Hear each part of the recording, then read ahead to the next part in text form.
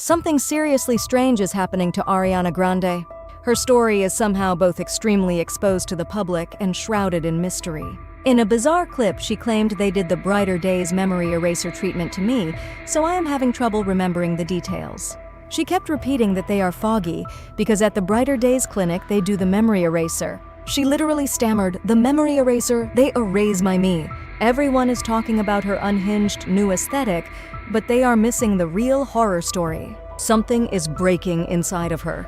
The girl we watched on Nickelodeon has been replaced by a quiet porcelain stranger. We are told she is just growing up, but the receipts show a much darker pattern of survival, identity fragmentation, and industry rot.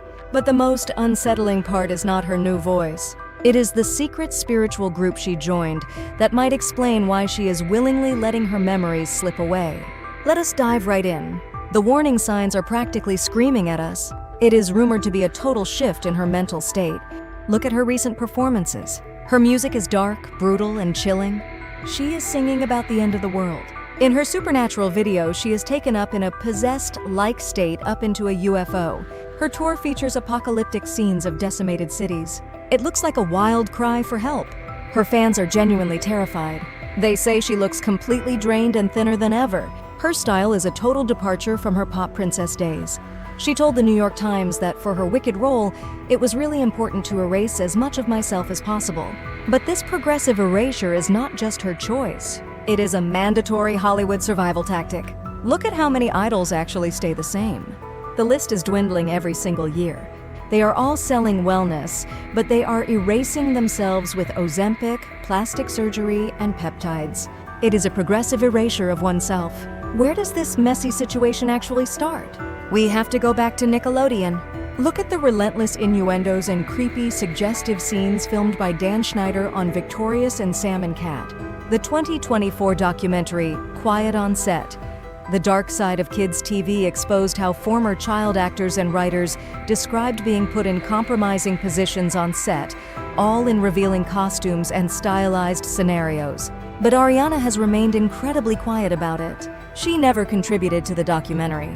Schneider later apologized for his behavior while denying any abuse. Why is she staying so silent? It makes you wonder what really went down behind those closed doors. But that is just far from the only creepy story from Ariana's earlier years. Her parents divorced when she was 8. Her father became estranged for years. She allegedly struggled to process this and started going to therapy that same year. She stayed in therapy for decades. Her world was completely shattered when she lost her soulmate, Mac Miller, to an overdose. Just months before that, a terrorist bombing at her Manchester concert in the UK left 22 of her fans dead. These are not just career bumps. They are deep, permanent psychological scars. Her family was also obsessed with horror villains and Halloween. They literally painted their walls with real animal blood. People thought that was a joke, but her mother admitted to it. Her mother said, "I did the house up in things that would give normal children nightmares." She said she would go to the butcher, get heart organs or lungs, and say, "Ariana, Frankie, this is a heart." The kids would then paint blood on the walls with their tiny hands. During Halloween, they dressed up as Dorothy, with her mother as the Wicked Witch of the West. Ariana told Billboard she was a very weird little kid, dark and deranged. She wore a Freddy Krueger mask and carried a hockey stick around.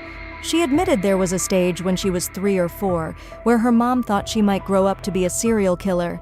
And as she grew older, that dark obsession did not fade away. It just found a brand new, highly public stage to hide on. Her obsession with murderers did not stop in childhood. During a Q&A with young fans, right between her Cat Valentine era and her pop career, someone asked her who she would have dinner with. She asked the parents in the room, "Is it okay if I give the real answer?" Then she told a crowd of young kids she wanted to meet Jeffrey Dahmer because he was fascinating. The parents were completely stunned. It is an incredibly out-of-touch statement. And now she is Glinda in Wicked. But she did not just play the character. She became her. Her accent and tone of voice have permanently changed to this high-pitched Glinda voice. Compare her now to her Nickelodeon days. It is a total transformation. People are accusing her of blackfishing and Asian fishing because she is of white American and Italian descent.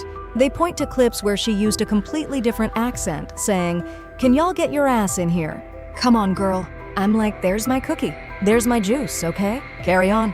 Sometimes her real voice slips out. It is like a system glitch in a porcelain doll trying to mask a deeper fracture. During an interview, she randomly glitched and said in a low voice, "I mean, that's the only thing I thought. That's how I felt. I was like, what has happened?" Then she quickly switched back to her high-pitched voice, saying she would like to do a deluxe album. It is incredibly jarring. She claims she sounds like this for vocal health. But people are posting entire compilations of her changing voices on TikTok. She even posts Instagram photo dumps multiple times a day to cope. She admitted she used to close her eyes in pictures because she was anxious about being judged. She wished she could just be a floating voice and never visible. She has even described herself as a literal witch, saying, "I said somewhere between being a literal witch, I'm not kidding, and being like the most realistic, cut-dry person."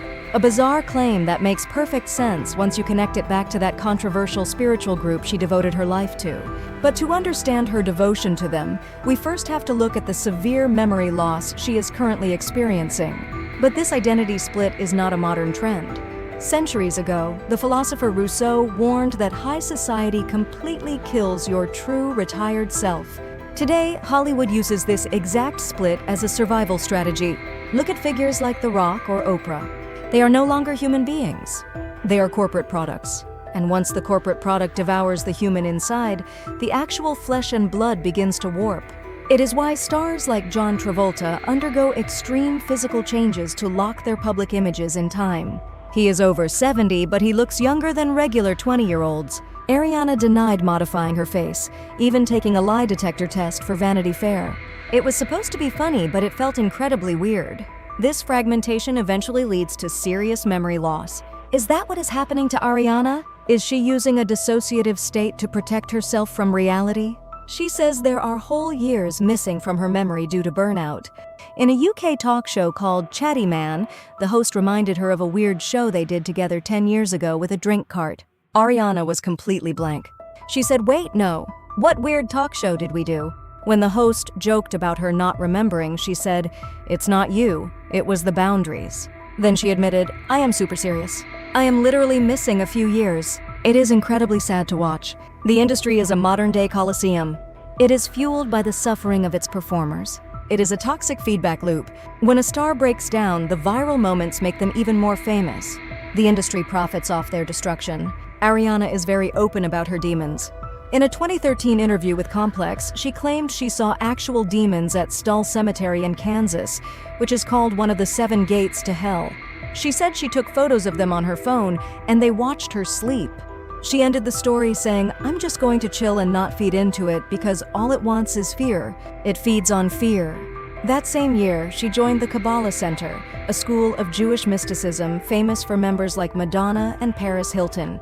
It teaches that demons are just a negative force called Klippa that conceals divine truth. Ariana still believes this today, but this center has faced massive controversies of financial exploitation and cult-like abuse.